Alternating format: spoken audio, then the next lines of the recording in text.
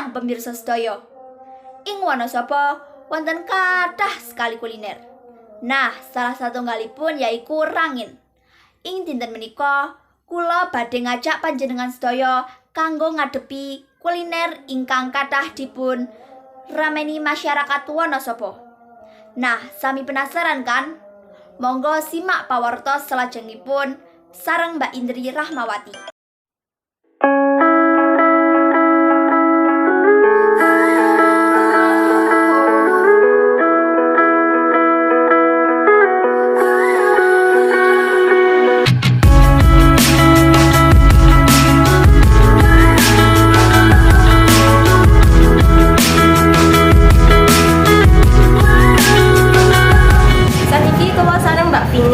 Dados putunipun Mbah Tarjo, yaiku salah sawijining tiyang kang sadean rangin teng Wanasaba.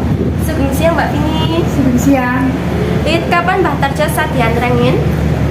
Nggih dinten-dinten wiwit taun 2011 lah. Napa wonten ingkang beda saking resep rangin sadean Mbah Tarjo kaliyan rangin liyane? Nggih mesti wonten nanging dipun wates. Dinten-dinten pinten ingkang tumbas rangin teng mriki wonten sedinten? Nggih paling 200-an lah. Wah, kathah nggih. Alhamdulillah. Cukup semanten nggih Bu, matur nuwun. Nggih sami-sami.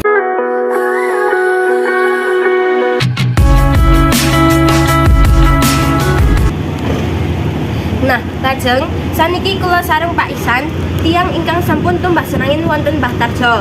Napa jenengan asring tumbas rangin wonten mriki? Nggih, asring. Kepripun Pak rasanipun rangin wonten mriki? Wah, sekeco beda saking rangin liyane. Leginipun pas. Niku tumbas pinten Pak? Niki 11.000. Oh nggih, cekap semanten. Monggo daharipun dipun lajeng. Nggih. Nah, menika liputan saking kula, cekap semanten kula serahkan dhateng Mbak Vika. Matur nuwun Mbak Indri. Nah, liputan menika kalian penutup pawarta ing dinten menika. Nginjang panggi melih ing liputan 7 nuwun.